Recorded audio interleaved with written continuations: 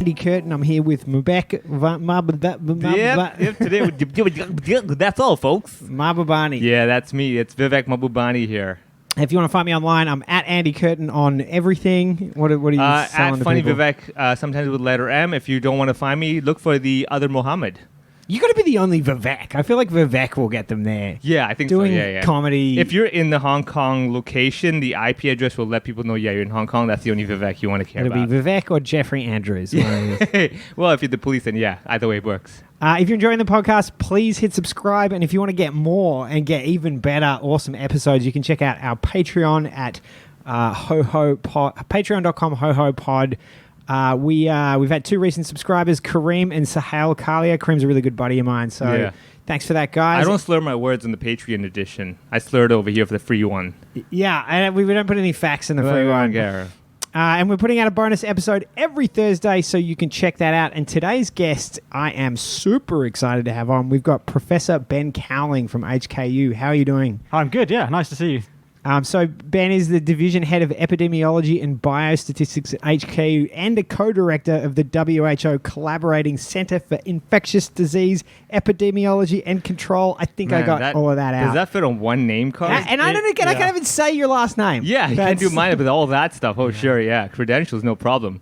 So I bet you're a man in demand these days. Yeah, really busy for the last year. So it's actually about the 1 year anniversary of when we first started working on COVID and learning what was going on.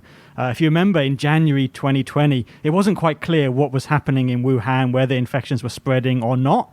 And so about a year ago, I went up to Beijing with some colleagues. We looked at their data, worked together with them, and at that point, it was pretty clear. And it was around that time that China CDC announced that it really was spreading, and we helped to do some of the analysis that really confirmed how fast it was spreading. So what do you talk, January 2020? Yeah, January 2020. It was, I think, one of our big publications on COVID came out January 29th, 2020, so almost a year ago.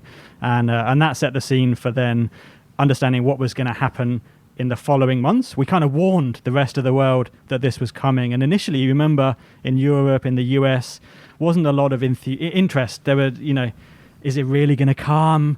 We haven't seen any cases yet. And then all of a sudden, by March and then April, things really heated up in northern Italy and then in other parts of Europe and then the US as well. And then the rest is what we've experienced in the last year.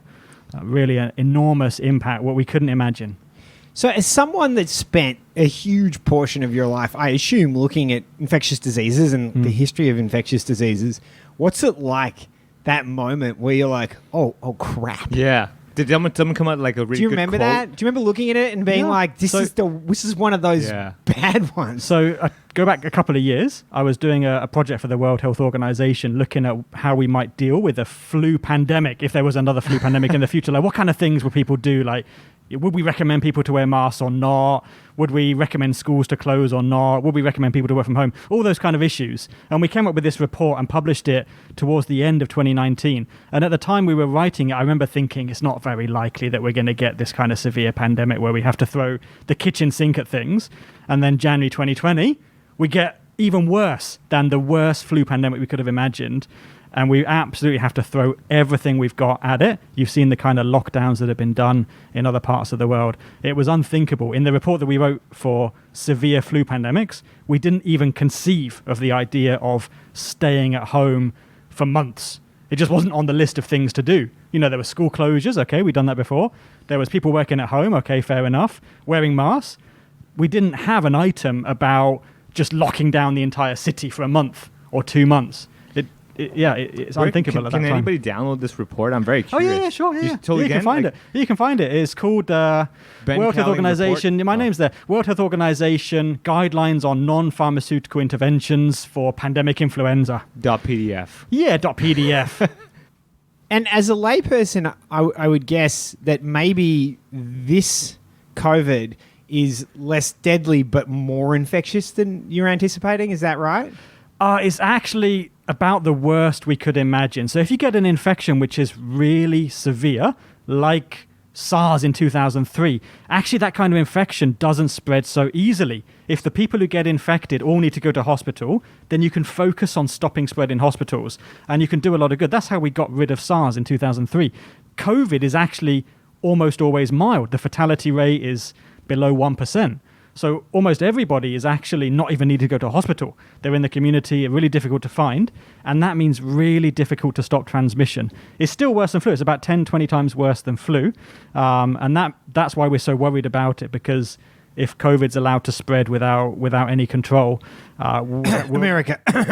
we'll have a lot of problems to deal with. As you've seen, I mean, not in America, in Wuhan, in the early days, they had about 5% of the population infected in Wuhan, and their hospitals were almost collapsing under the pressure, and they were just 5%. And they were almost collapsing under the pressure before the I've been to mainland Chinese public hospitals before. You have to do something, because if you don't stop it at 5%, it's going to go to 10% and then 20% and then 40%, and the hospitals just can't cope, and that's when things get really, really seriously bad, if hospitals can't treat patients that need to be treated, because we know the mortality rate's pretty low.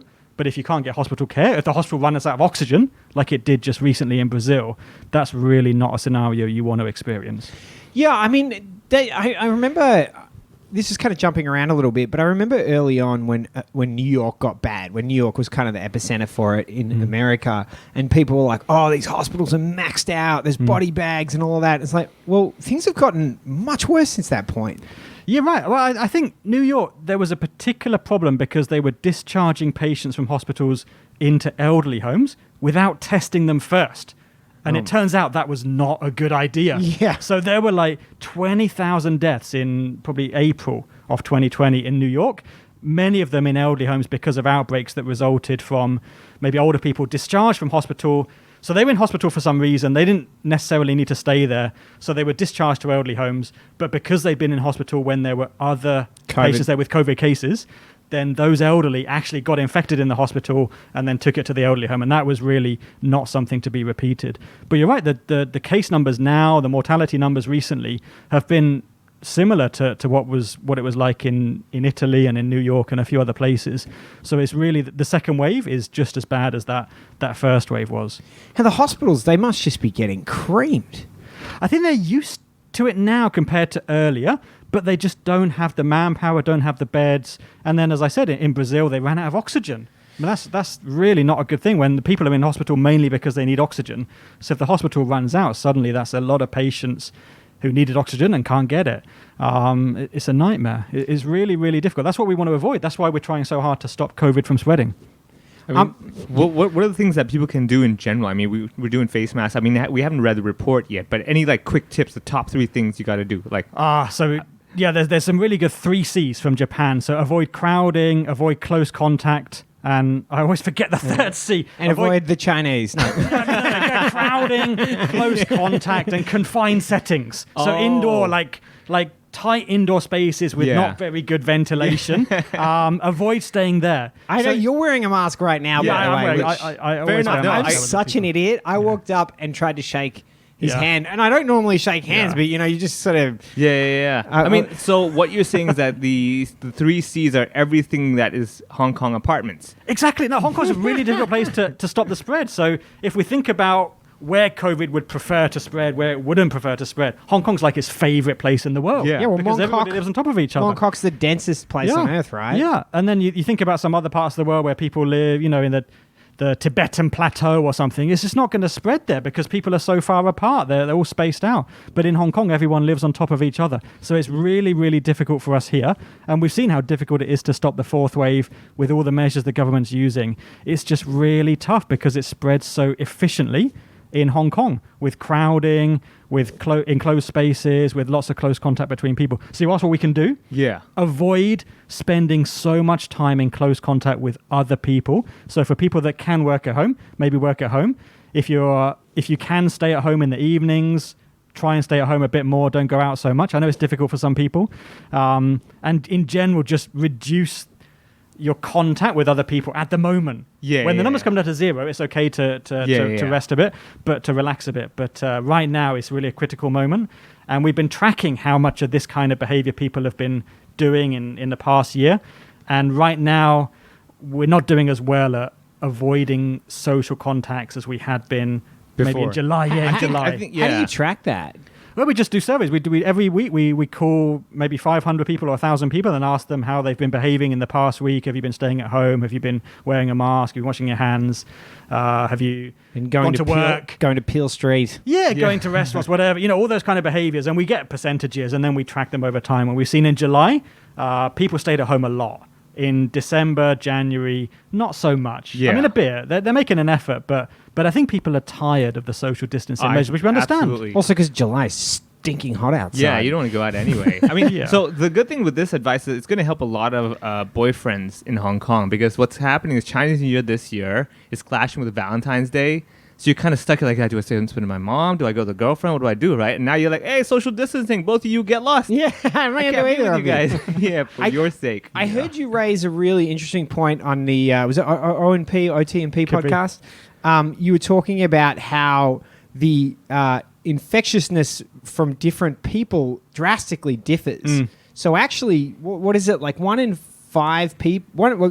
5 people really aren't that infectious. Right. Probably won't infect anyone. That's what we've seen in Hong Kong. I mean, if they tried really hard, they might be able to. But what we've seen in Hong Kong and in other parts of the world as well is that most people with COVID are really not very contagious for whatever reason. They're just not very contagious. That's such a when Hong Kong infected. thing. We just don't want to share. Yeah, I don't know. I mean, I earned it. This is my Part of it would be Yeah. behavior. I mean, if you put them in a in a small room with someone else for hours and hours, maybe they still transmit it. I know, with a beat, but, and you but because dance I mean, to some it. people are just So is keep that to because of themselves. a different way the disease manifests, do you think? Or do you think it's just because they're not giving it the opportunity It's on a how... mixture. It's a mixture It's a of things. mixture, So right. some people just keep to themselves anyway, and then in some people the infection doesn't take hold as strongly as in some other people, so they have less virus. Maybe their immune system's a little bit better, so it can start fighting the infection more quickly and keep the viral load to a lower level. And if you've got less virus in your lungs, you're going to be breathing out less virus and then less contagious. We don't completely understand why, but it's a phenomenon that we've seen again and again. Many people who are infected just don't pass on infection. It's just- and then a minority Yeah. do actually. Yeah. They have, they don't know who they are, Yeah. but there's been people in Hong Kong who've really been very successful in transmitting infection to the people around them. We don't understand what exactly the characteristics are of those super spreaders or those super spreading events that have occurred, but it's happened again and again. I know, it seems according to the government, it's your net worth. The lower your net worth, the more you're going to spread it to people, apparently. How much you like ballroom dancing. Yeah, that as well. So just taking a step back a little bit, you're a long-term resident in Hong Kong. When did you move out here? I came here in 2004 after SARS, and actually the reason I came was because the government decided to invest in experts to do research on infectious diseases like SARS. So in 2003, we had SARS in Hong Kong. There wasn't a lot of expertise locally in learning about how SARS was spreading, how to control it. Not really a lot of local scientists to advise the government, so they went overseas to Europe and the US to get expert advice. And they thought maybe if there was going to be another SARS, they should have a local team, because then you got people on the ground you can call up, the government can say, let's have an expert committee, which they do now for COVID, of those experts who can give them advice on what to do. And in 2004, I came as part of the investment the government made, so myself and a few other colleagues, to start doing research on And you only had infections. to wait 17 years. Yeah, I mean, at the time, we were worried. Actually, in 2004, there was a mini SARS outbreak. There was an escape from a laboratory in China and a few cases. And then from time to time, we've worked on other outbreaks. We worked on pandemic influenza in 2009, H7N9, influenza H7N9 in China in 2015. So we've been busy. There's been a lot of outbreaks in the region, and we've always been preparing for another SARS. We never really thought that there quite would be another SARS, but now that's exactly what we've got. We've got COVID, which is SARS coronavirus 2. So on that point, there was a really interesting article from an epidemiologist in New York Magazine, not saying that this has been caused by a lab leak, but simply raising the point that there's really no conclusive evidence whether this came from nature or it came from a lab, and then pointed out that, an enormous amount of research is done into coronaviruses in Wuhan, and even the head of that lab thought that maybe it had come from her lab, and that fact alone that she suspected it should warrant, some questions to be asked. Is that a red herring? Do you think they're... So it's really not clear. I think the likelihood is that it was coming from a natural origin in some way, maybe some some people caught bats and got infected from catching the bats. Maybe the bats infected a small mammal, like a civet cat in 2003 that started the SARS outbreak. And then the civet cat that had COVID was caught by a trapper, taken to a live animal market and eaten by someone, and they got COVID, and that's how it all kicked off.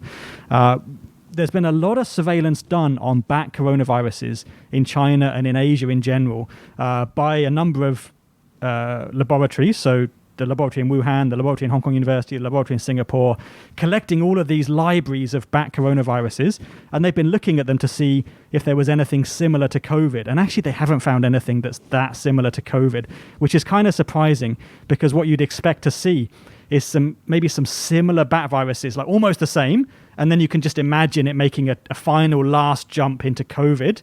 Maybe you don't catch that, but you catch all the ancestors, the grandfather and the great-grandfather. We haven't really seen that, which is a little bit surprising. And at the same time, there have been warnings over the past decade about laboratories doing what's called gain-of-function research. So there's this idea in virology.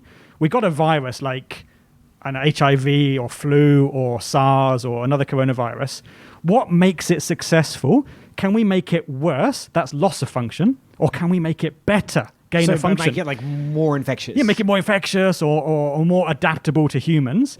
And like, what would it need to do? And the reason to do that for scientific purposes is to then be able to say, okay, if that bat coronavirus got these particular genetic mutations like A and B and C, then we really need to be careful, because at that point it could jump to humans and cause a pandemic. So let's figure out what's A, what's B, what's C in the lab and do some animal studies and figure it all out. And scientists around the world have been warning that this kind of research should not really be done, because if a successful virus was created and then managed to escape, then we could have a global pandemic. Yeah. And so that's where this idea is coming from, that COVID could have got out of a lab, that maybe in a lab somewhere they were messing about with viruses and they made a very successful coronavirus and it jumped out. But no one's ever prove that to be the case. It's just a hypothesis, and I don't think any laboratory would admit to having done that now anyway, so we may never know. But my guess is it's most likely COVID has come from a natural origin. Are there any other warnings that we should take lessons from? Like, this was a good warning, like maybe we shouldn't be doing this kind of research. Is there any other thing that's like borderline COVID kind of style? I think it does highlight the real need for surveillance, so we can pick up things as early as possible. And actually the Chinese succeeded in that. During SARS in 2003, they really didn't know what people were infected with when they had pneumonia in hospitals. Since SARS, they kind of learned from that and developed this new surveillance system. So if people get pneumonia, they really try hard to figure out what it is in case it's something like a new SARS. And that system picked up COVID in Wuhan in early 2020. That system is called the Surveillance for Pneumonia of Unknown Etiology. And it was a creation over the last 15 years by the Chinese government. So they did find it pretty early. And that's helped us, because the earlier you can identify there's something new going around, the quicker you can respond to it. But having said that, outside of China, that the world still didn't react that quickly. And looking back, maybe thinking about a future pandemic, maybe countries are going to be on their toes a little bit more to be aware of the possibility that this kind of virus could be spreading. We've seen New Zealand been very successful in keeping the virus out for almost all of the last year. I think that wouldn't necessarily be possible in other parts of the world, but they could try harder. But could we use other references? Like Taiwan's done a really good job with the whole thing. I mean, I have friends over there. Unlike who New Zealand, they're not just living in fields. Yeah, exactly. Yeah, true. Taiwan's also kind of very densely populated as well in many places.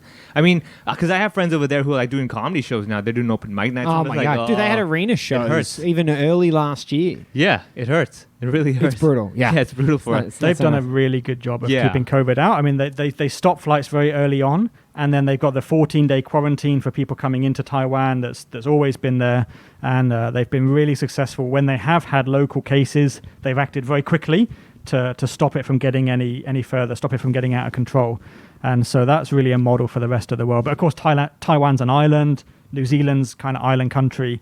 Other parts of the world, when they got a lot of land borders and they're really dependent on cross-border trade, like in Europe, it'd be difficult. Yeah, true. It's hard to just suddenly shut borders and like stop everything with that. I mean, the Hong Kong island could have been great. It's just all the Kowloon and New Territories guys that screwed us over, I would say. I didn't go over there. It wasn't me. That's for sure. And even before, I wouldn't risk it.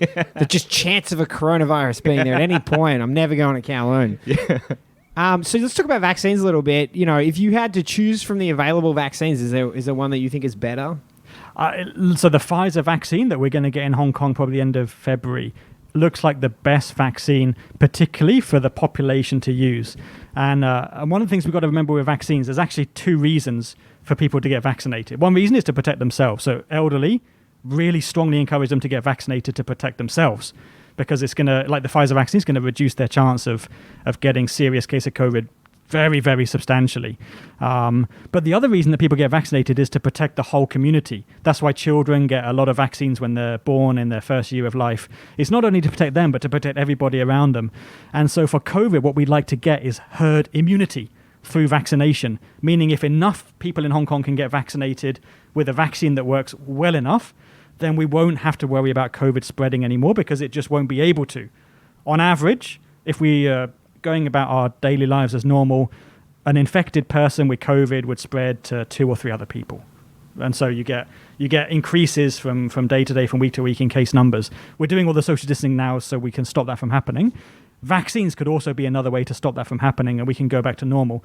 But in order to do that, we've got to mean that, so if one person was spreading to 2 or 3 others, we've got to make sure that most of those other people are actually immune because of vaccination. And then so the number goes below 1. Right, and the number goes below 1. So if we've got to reduce that from, say, 3 to below 1, that means we've got to get at least 2/3 of people to be immune. And the way to get 2/3 of people to be immune is maybe give 2/3 of people a vaccine which is perfect, gives them total immunity, or maybe give everybody, 100% of people, a vaccine that gives them 2/3 protection. That would have the same impact. Or maybe something in between. So if we use the Pfizer vaccine, if we can get a high level of coverage, then we'll be able to reach that threshold of at least 2/3 of people immune in the population. Maybe some people who are vaccinated, the vaccine doesn't work perfectly in those people, but they'll be protected because everybody else around them is also immune. That's the beauty of herd immunity, that even if a vaccine's imperfect, as long as you get a high enough coverage, even the people who haven't been protected or haven't been vaccinated can still be indirectly protected, can indirectly benefit from the herd immunity. So there was a statistic recently saying that a lot of Hong Kong people actually don't want to take a vaccine. We've been looking at that as well. Said they would. We've been looking at that as well. Actually, 60% said no. It's a little bit more complicated. No. It's a little bit more complicated. So we've been looking at this as well in our surveys. So about 20% of people that we've talked to on these telephone surveys say they don't want to get vaccinated at all. About 20% say they definitely want to get vaccinated as soon as they can. And everyone else is somewhere in the middle, saying maybe they'll wait and see. If things look to be going well, if the vaccines look to be fine, as long as they're not first, wait and see how other people do. Hong Kong thing again. Yeah, wait and see. And then I think most likely most of those people will ultimately get vaccinated. But one of the things that I'm concerned about as a public health specialist is if there's some kind of media scare about vaccines, which we have from time to time. So, for example, the very frail old person gets vaccinated and then something happens to them a few days later. Yeah, everyone freaks out. But everyone freaks out. The media, the front page says, the person got this vaccine and then they had a stroke or something. Yeah, there were some cases was it Norway? In Norway, right. They vaccinated thousands of frail elderly and then a few of them passed away in the following days, which is not unusual when you have a lot of very frail elderly in nursing homes, some of them are in pretty bad shape. But it scares everybody. But how many of the people you surveyed were scared because of the news, or were just scared, or just I just don't want to do it because the government tells me to do it? Because I have a lot of friends who are actually very political about that if the government says take this one, they're like, I will not take that one. Yeah, so we've got to be a little bit careful as well. The government's in a difficult position because it wants to persuade people to get vaccinated. That's our pathway to get back to normal. It feels so bad that it's been forced into that difficult position. Well, but if they push it too hard, then there'll be resistance from some people who just object to the idea of that kind of thing, unfortunately. And as I was saying, we've got to get 70%, maybe 80% coverage in the population in order to be able to go back to normal. We all want to see the border open again, flights starting up again, children going back to school, don't need to work from home, restaurants open in the evenings, all those things. Yeah. We can do that once the vaccine coverage gets to a high level. But I can imagine if we're only able to get a low level of vaccine coverage, if all the vaccines that the government's purchased are not going to be used, then we're going to be stuck for another year or two with all of these social distancing measures. And I really hope that won't happen. I hope that ultimately people But is there will. a possibility of the government rolling out like a mandatory vaccination scheme? I don't think mandatory vaccination would be a very good idea. I think that will make things very difficult because of the issue that you mentioned, that once the government starts to insist, then people really start to resist.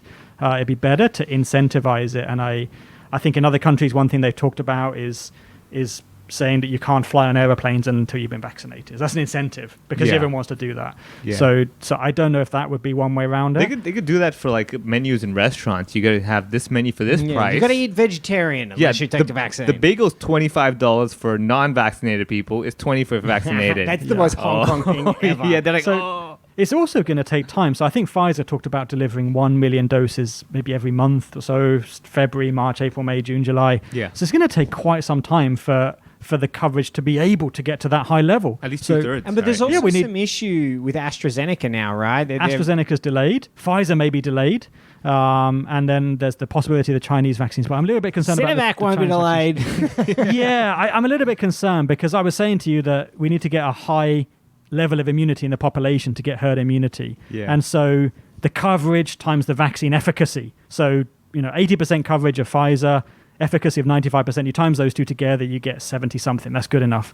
But whatever coverage you get with a vaccine that's got 50% efficacy, the maximum immunity level you can get in the population is like 50%. Is it worth trying to vaccinate people with that? So, I mean, you can offer the choice, but I don't think it'd be good for Hong Kong if we have most people getting Sinovac. I think if some people get it, it's okay. But I think we should really aim to get the majority of the population with a very effective vaccine, like the Pfizer vaccine. And then other people, if they prefer the Sinovac, that's fine. We can still reach herd immunity. But if we go for Sinovac first, it's going to be difficult to get herd immunity. And I really want to see us get herd immunity in Hong Kong. Has the government done enough to secure the vaccines in a timely manner? They've placed all these advance orders, so they had ordered it months ago before we really knew how effective the vaccines were. That's taking a risk because you might be placing an order for a vaccine that's not really very good. So that was fine. Now we're struggling to get the doses, and I heard the European Union is thinking about banning export of vaccines because they want them first. And we're, of course, getting Pfizer vaccine from Europe, from Germany. So if they have an export ban, that's bad news for us. We're going to have to wait. So that'll affect... I thought that would just affect AstraZeneca. So that affects Pfizer as well. That's the Pfizer that's in a warehouse in Germany, ready to be sent to Hong Kong. And damn, those Germans. A new parallel market happening. This one has no warranty. This one has a warranty. We should just get the Africans in LKF who haven't been able to work for so long to start dishing out vaccines. Black market vaccines. I don't think there would be an export ban, but it's a concern, obviously, that they're talking about it. Because that's a really big impact. I mean, an export ban like that is not just Hong Kong. It's like the rest of the world. Everyone of course. Singapore's using the Pfizer vaccine as well. Yeah. Other parts of the world are using it. And so if you hold it to the European Union for maybe a few months, that's gonna slow everywhere else down. Wow. When people start flying, the issue is going to compound again. I mean, you start letting people fly, they go to Singapore, whatever, they quarantine, they come back again infected. So I feel like we're not going to be able to leave Hong Kong for most of 2021. I think we already heard New Zealand say their border's going to be closed. I know. I'm really looking forward to being able to fly again and visit my family in the UK. And this is going to be so weird. Like the first time in a long time, people are going to be on a plane. They're like, so we've landed. Could I sit for another 5 minutes? Yeah. I miss this feeling. I'm going to be like, please give me some airline food. I want a little tray. Yeah, tell the pilots to do another turn, please.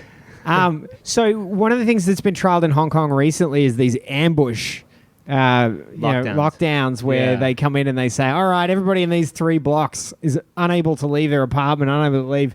Is this useful? That's such a child predator thing to do. Like, you're going nowhere. It's a little suspicious. Yeah, I don't think the branding is quite right at the moment. I don't think calling an ambush lockdown is going to be very appealing to the people that are then kind of locked in their homes.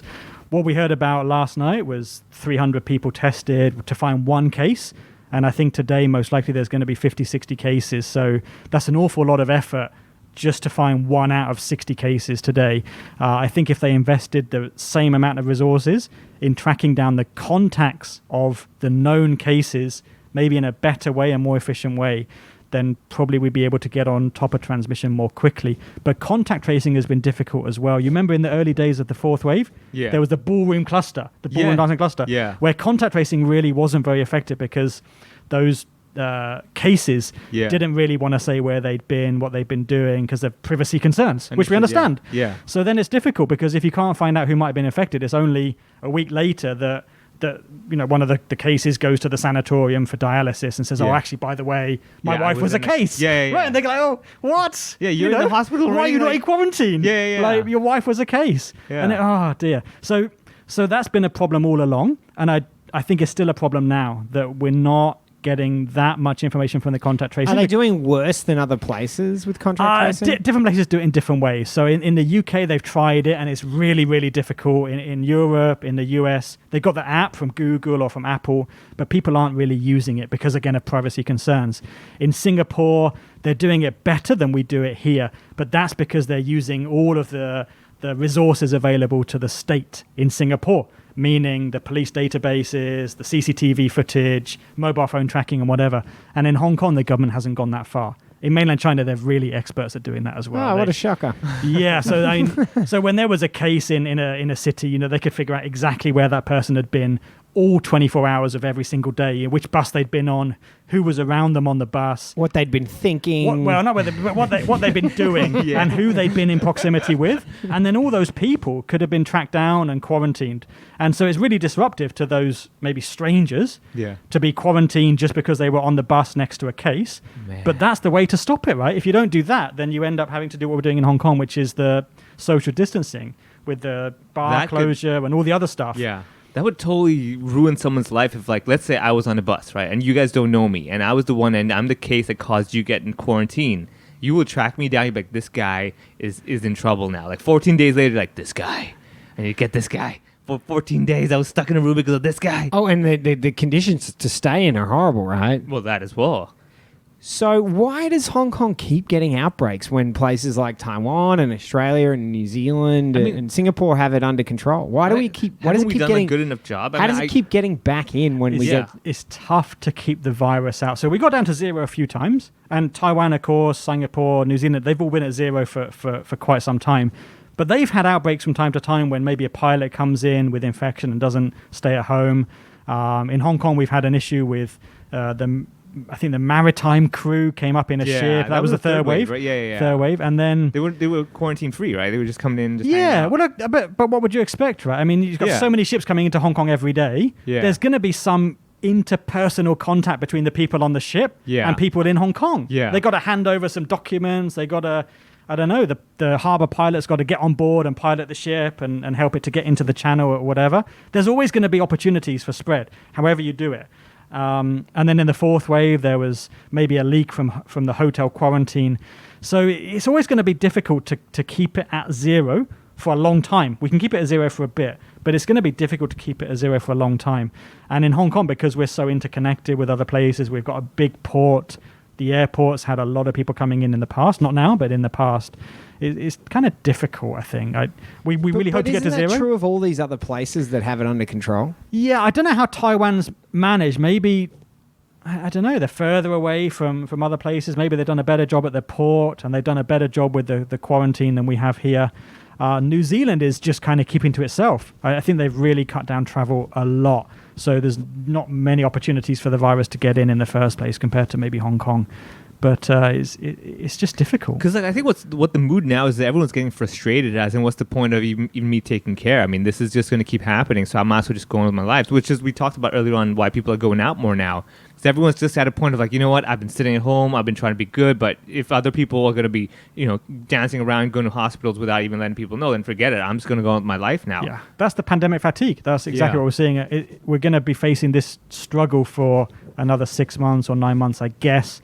I don't think the cases are going to stay at zero for long, even if we get to zero now. And when the case numbers get high, if we see 100 cases a day again, that's when people are going to start getting a little bit worried and the government's going to have to tighten measures again. Because in the fourth wave, when we had a week or two with 100 cases a day, hospitals were really starting to struggle for bed space. And Just at 100 cases a day. 100 cases a day, exactly. And that was just for a few days. And it could have gone way above that if the government didn't act, if people didn't stay at home. It could have gone 200 cases a day, 400 cases a day. It just keeps going up and up and up. There's so many people in Hong Kong that could get infected. The whole population's still susceptible, essentially. I think we've had 10,000 cases so far, maybe a few more infections that haven't been picked up. in 7.5 million people. Almost everybody is still completely susceptible to COVID. And so if COVID's allowed to spread, we could see a lot of infections. It'd be like a wildfire, right? Kind of, yeah. I mean, it takes time, but the cases just steadily go up and up and up. So go from 100 cases a day, and then it's 200 a week or two later, and then it's 400, and I really don't want to see that happen. So what do you want people to know? So for now, just keep going with staying at home, avoiding contact. I know it's tough, but we got to see the case numbers come down. We can relax once the case numbers get to a low level. And when vaccines are available, please think not only of yourself, but of everybody else. It's our pathway back to normal for people to get vaccinated. And if almost all of us in Hong Kong agree to get vaccinated, then I think we can talk about getting back to normal. Until then, it's going to be difficult for the government to allow things to return to normal because of the danger of a lot of infections occurring, and then the same thing that we've been talking about, that hospitals struggle for space. So I really don't like needles, but I'm still going to get the COVID vaccine. I hate needles. Yeah, I hate needles. I absolutely hate needles. But I'm going to get the vaccine because it's kind of a responsibility, a social responsibility. So would you say for the vaccine choice, just to give people more insight into it, you talked earlier on the 2/3, 66%, right? So if a vaccine has been proved to be, let's say, 66% or above effective, then that would give people confidence of like, okay, this is something I could consider. Definitely, right? Definitely. That would be the issue. So exactly. I think using the percentages would at least give you a better idea than the brand. Yeah, you know how Hong Kong people think. Yeah. You throw a few numbers at them. I mean, it would be like the parents going like, you either give me the 100% full marks or none at all. Yeah. I don't do this. Yeah, we want an A+. I don't be getting an F on my vaccination. So, ideally, we'd like to give everybody the Pfizer vaccine, I think. But some people are a little bit nervous because it's such a new technology. It's a new type of vaccine. Because it's mRNA, mRNA vaccine, which is a new thing. And Sinovac is... So Pfizer and AstraZeneca are mRNA, which... Pfizer is mRNA, and there's another one called Moderna in the US, which is also mRNA. But AstraZeneca is a different type. It's also a new technology, but it's been used before for some other vaccines. They've kind of mixed together two viruses. They mixed together a common cold virus with COVID, and then grown it up, and they inject you with dead virus, and then your body can pick up the COVID part of that. And so it's a safe way to grow up the virus. I think you should tell people that if you're trying to get It's kind of a way to do it. It's not only done for COVID. It's done for other infections as well, for other vaccines as well. And Sinovac is an old technology, right? Sinovac is the old technology where they just grow COVID in the lab, and then they inactivate it, they kill it, and then inject you with the dead virus. And that's a way to stimulate your body to respond. But it doesn't work so well. So the Sinovac and Sinopharm are probably the least effective of all the vaccines available. And then beyond that, better than that is the AstraZeneca one. And maybe some of the other ones that we're hearing about, the Novavax and the Johnson & Johnson. We haven't heard the results yet, but I would guess they're in the middle. And then the best ones seem to be Pfizer and Moderna. So my opinion, the more people we can give either the Pfizer or the Moderna vaccine in Hong Kong, the better, because that's going to give us a chance to get to herd immunity with even a slightly lower vaccine coverage. AstraZeneca should be okay if we can get a high coverage. So maybe give a lot of people Pfizer, and the remainder can get AstraZeneca, or maybe some can get Sinovac if they want to, and that's the way we can get herd immunity. I mean, a really good way to get people to want to get it, even if they didn't want to, is have a line outside where people are getting it. Yeah, what's the line for? Exactly. Once there's a line, that's everyone will queue up. Dude, I love the fact that China's like, it is ridiculous to suggest that we grew COVID in a lab. How did you make your vaccine? Well, we grew COVID in a lab. That was... yeah, but we deactivated it. We're like, no, bad COVID. We hit it on the nose. Sure, we did it that time. Yeah. So what are people getting wrong? What are we misunderstanding? There's this obsession with face masks in Hong Kong, which I think is over the top. So we have mandatory... Says the guy wearing a face mask. We're in a room, right? Yeah. I live by a country park. I go out in the country park sometimes at weekends, and there's people like in the middle of nowhere wearing their mask. It doesn't make any sense to me, because there's no way you're going to get COVID standing on the top of a mountain with nobody else around. Basically, outdoors, COVID doesn't really spread. Now, if you're in a busy part of Soho or Mong Kok and there's a crowd around at the bus stop, you could still imagine transmission occurring just because of maybe bad luck. But in the countryside, we really don't need to be wearing masks. I don't understand why outdoor sports are being discouraged, because it's a good way to keep people active, and we really haven't seen any evidence of transmission outdoors. So that's something that I think it could be improved in Hong Kong. But I think we're doing a lot of things right. We've been wearing masks since the beginning, indoors, in crowded areas. Other parts of the world have In taken bed months. at night. I don't know about that, but yeah, I mean, we've been wearing a lot of masks since the beginning, and other countries have taken a lot of When time you to run come out around of to that. foundation and you're going to bed, you're like, I'm wearing a mask so I look good tomorrow. I'm not messing around with that. Do you know, we were talking the other day because I have unusual facial hair and I have kids and we go to the kindergarten and there's people I see every day who've never seen my facial hair and it's really weird when you can know people for months now, and they take off their mask and you're like, well, that's what you look like? Yeah, okay. I kind of want to go backwards now. Hold on a I second. got to tell you, the average perceived attractiveness of people in this city is way up in face masks. Yeah, oh, definitely.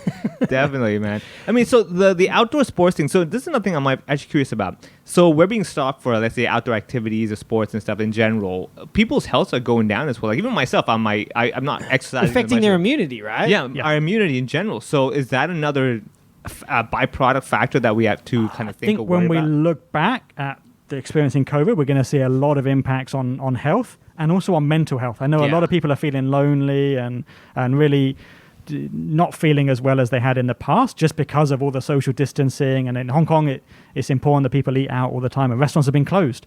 And another thing that I think maybe could be done a little bit better is spreading out people. So I said before, we have got to avoid crowding. In Hong Kong, a lot of people don't eat at home. They want to eat in restaurants.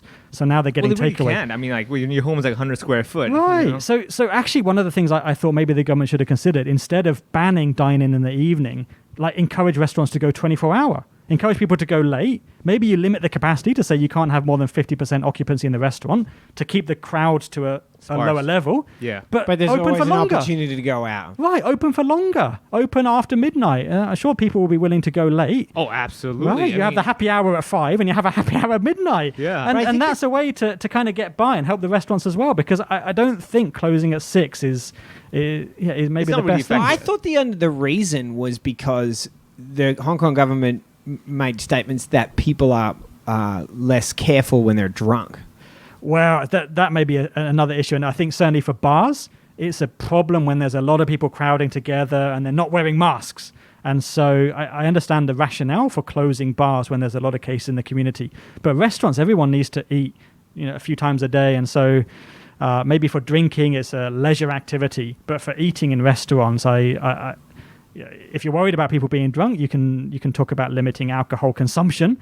But I really think that we should consider in future waves keeping restaurants open, maybe limit the capacity, but even longer service hours to reduce the crowding, but to still let people eat out. Yeah, I guess you could like reduce alcohol consumption and sugar consumption. Sugar highs are also bad. Oh yeah. I start slobbering on people when I have too much chocolate. Yeah, exactly. Are people in Hong Kong overprotective by sanitizing everything all the time? It's a good question. We still don't understand how much COVID spreads through the environment, but I think it's a reasonable practice. It's better to be safe than sorry. So when you've been out touching the handrails in the bus or the MTR, definitely sanitize your hands. We haven't seen a lot of definite occurrence of transmission that way, but at the same time, maybe we wouldn't know it. There's so many unlinked cases every day. Maybe that's one of the ways it has been spreading. So sanitizing, I think, is a good idea. When I go in restaurants now, I see they always have the thermometer. You check your temperature when you go in. And by the side, sometimes there's the alcohol, but it's often out of the way. How useless are those temperature checkers? Yeah, it'd be better the other way around. It would be better if everyone's really has to do the alcohol when they come in the restaurant and the temperature check is there as well. But I think the alcohol is the most important part of that. Let me ask you this. When you do the temperature check, do you use your hand or do you use your forehead? It depends on the height of the check. I quite often like doing my forehead on it. I kind of lean into it. Yeah. Other times I do my hand, but I don't think those things are very accurate. Yeah. Just so inaccurate. Well, I was putting like 34 yeah, degrees. 27. I'm like, man, I got to get better blood circulation. It does remind us that if we were to have a fever, we really shouldn't be going out. And I suppose that's a useful thing to remind people about. If you're like, this one's broken, it said I'm 37.5. Yeah. Also this one. Also this one. They're all broken. Yeah, maybe you might have a temperature. Right, you better be careful because it's, So hand sanitization, that's one. I mean, I also noticed a lot of habits as in, there are people who they'll sanitize their hands and touch stuff. I mean, it's kind of like they've done it, but in the wrong order. Because I know like the teaching in the beginning was like, okay, before you take your mask off, you sanitize your hands. You take your mask off, put the mask in a safe, cleanish place, and then sanitize your hands again. Yeah. and then touch your food or drinks or whatever. Then every time before you touch your mask, you sanitize your hands so you don't dirty the mask and infect the mask itself, right? I think it's both ways. In a hospital, certainly it would be both ways. But you've got to imagine the mask is getting a little bit contaminated. If it's Each doing time. the job, Yeah. then it may be getting a little bit contaminated. On So the you've got to be outside. careful. And actually what you see in restaurants quite often, people will use the alcohol at the door, go in and sit down, and then they'll take their mask off and be touching it, put it in the envelope or whatever. Yeah. And then they'll start eating without sanitizing their hands again. And that's a little bit risky because Yeah. if the mask had actually protected you from getting COVID, maybe you were exposed that day on the bus or something, Yeah. then maybe you've just infected yourself by doing that. I don't think it happens very often, but I think that really we need to be careful with masks. Got to remember that if they're working, then they may be contaminated. So when do you think COVID's gone? Fully gone? I don't know if it's ever going to completely go, actually. So there's common colds we have every year, and a number of viruses that cause common colds are actually types of coronaviruses. And I think COVID is going to become another one of those in 10, 20 years' time. We're going to look back and it's going to be a common cold virus. Not so much because it's changed its severity, but just because we've all either been vaccinated or we've been infected. And so after that point, it really becomes a milder infection. And there's actually some evidence that this is what happened with one of those common cold viruses about 100 and something years ago. How different is our experience from historical pandemics for technology and communication? It's very different. So the biggest pandemic that we really know a lot about was the 1918 Spanish flu pandemic that killed 50 million people around the world in a space of 1 or 2 years. And that's remarkable. I mean, now we've got 1 million deaths from COVID, and it's already been really, really tough. But you think about the Spanish flu that killed 50 million people. Imagine what that would have been like. So many families losing family members. And also friends. population of the globe was much lower back then. Much lower back then as well. And it was after the First World War. So there's a lot of reasons why it was so devastating. But I mean, we could have experienced something like that if the governments around the world hadn't acted so quickly. You imagine if they have 10 times, 100 times the number of infections, then you times the death count by that. And you can see how we could quickly get up to a lot of deaths from COVID. So we've done really well now compared to what happened in 1918. But it's tough to keep it going. And vaccines are our way out. What's your worst case scenario? So one of the things I'm worrying about is that we have a lot of vaccines available for somewhere like Hong Kong, but people just don't want to take it for some reason. Maybe there's been media scares about how well vaccines work, and then we're stuck in kind of limbo. So we got the way out by getting everyone vaccinated, but people don't want to get vaccinated, and then we're stuck with schools closed, with the airport still kind of restricted, very heavily restricted, with quarantine for people coming in, and that lasting for another 2, 3, 4 years. I really don't want to think that's going to happen. But the government won't have a choice. If people don't get vaccinated, then we need to do the social distancing because we can't allow COVID to spread freely in Hong Kong. Even with 100 cases a day, the hospitals are struggling. And if COVID's spreading freely, we'll quickly exceed that. Wow, social distancing in Hong Kong is going to be the ultimate strategy, I would say. I mean, and also the ultimate challenge because, first of all, you'd either have to quota people and say, okay, you are A, you are B, so A can go up between, let's say, 1 to 5, and B can go up between 6 to 10, something like that. Would that even be possible? I don't think so. I don't think we can sustain it for that much longer. You've seen already people are very tired of it. And so that's why I really want to see high vaccine coverage towards the middle, towards the second half of this year. That would be the ideal. And my worry is that maybe we can't get that for some reason, and I really hope that won't happen. You know what I'd like to see? I'd like to see high nose coverage. A lot of people wear their face masks with the nose popped out. They pull it down, yeah. I know, that. I know. Well, I'll tell you something. Mine falls down a lot because, I don't know, maybe I have a big nose, but also I'm often carrying a kid. Yeah. And like I literally, and I'll be trying to pull it up. Like I don't walk around with it down. Yeah. But I'll be carrying a kid with 2 hands and it you just can't help falls it. down, you know? It slips. Yeah, I get it. And sometimes people are glaring at me. It's like, I don't think you realize how hard it is to carry a child, 25 kilogram kid. Yeah. When you've got both hands. I normally just carry the whole comedy show, so I don't really know. There you go. You should be doing that in COVID. Okay, very last question for the free episode here. Is there a personal paradox for you in the fact that your job is so important right now? Like, isn't this kind of great for you professionally? Yeah. It's scientifically it's fascinating, but also it's really, really stressful because, all the disruption to people's lives. And so I feel like I have to do as much as I can. I won't tell anyone. You I have to do as much as I can to help. And it's kind of tough. I feel the pressure of, what kind of advice should I talk about restaurants being open in the evenings? But then if I recommend, if the government adopts that, and then it turns out there's some outbreaks, is that kind of my fault? So I got this pressure as well about trying to give sensible advice that turns out to be useful and helpful. And I can feel that pressure. But it scientifically is totally fascinating for someone like me who's been studying infectious diseases for more than 10 years. Been on the lookout for something like this, and now the chance to study it. It's professionally, it's really, really interesting, and I'm glad that my skills can be of use. Do you think this period of time can really affect the trajectory of your whole career? Sure. I think so. In the university, Hong Kong University is very strong in research on infectious diseases already, and this has shown. I think we've shown the world what the value is in investing in this kind of research. What's the value in investing in all kinds of research areas in infectious diseases. And so for my research area, I think it's really going to be good that we'll be able to study more about flu vaccines, about other kinds of vaccines, about public health measures in the event of other pandemics. Maybe we could do a better job with flu every year. So a lot of things we can really learn. And I'm looking forward to learning even more about COVID in the coming year, and then being able to contribute. Well, thank you so much for sharing your time and info today. I mean, it's been fascinating. I'd love to ask you 3 more hours of questions, but I really appreciate it, and